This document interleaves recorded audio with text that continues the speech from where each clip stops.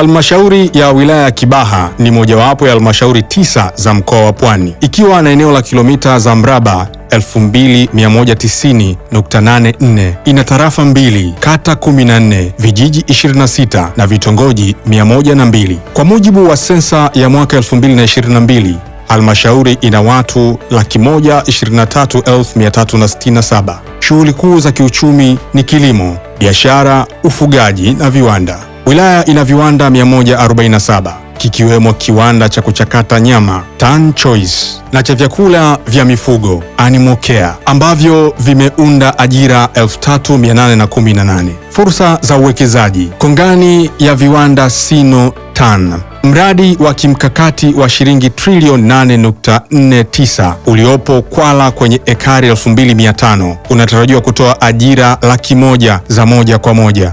Modern Industrial Park, kongani ya viwanda Disunyara yenye thamani ya shilingi trilioni 3.5 itatoa ajira 30,000 za moja kwa moja. Bandari kavu Kwala, eneo la ekari 1245 kuhudumia makontena 3,000 na kupunguza msongamano wa mizigo. Treni ya mwendokasi ya SGR, station za Ruvu na Soga zinaunganisha Kibaha na mtandao wa reli wa kisasa. Kilimo na mifugo, maeneo yameainishwa kwa kilimo na ufugaji, ikiwa ni pamoja na mradi wa mashamba ya pamoja ekari 1650. Vivutio vya kitalii, kivutio cha wanyamapori Ruvu JKT, bustani yenye wanyama kama twiga, pofu na nyumbu. Mradi wa soko la kisasa Mlandizi, ujenzi wa soko hili lenye thamani ya shilingi bilioni 7.7.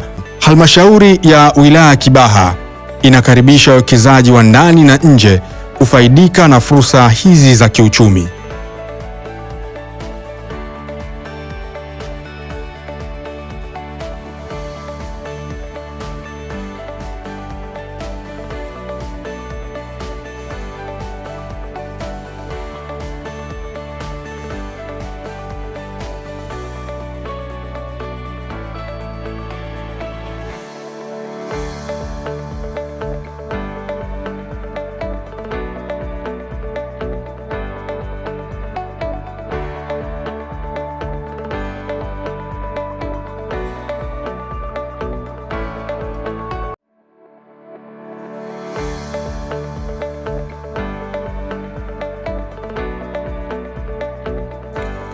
Karibu kwa uwekezaji katika halmashauri ya wilaya ya Kibaha kwa fursa mbalimbali za kiuchumi.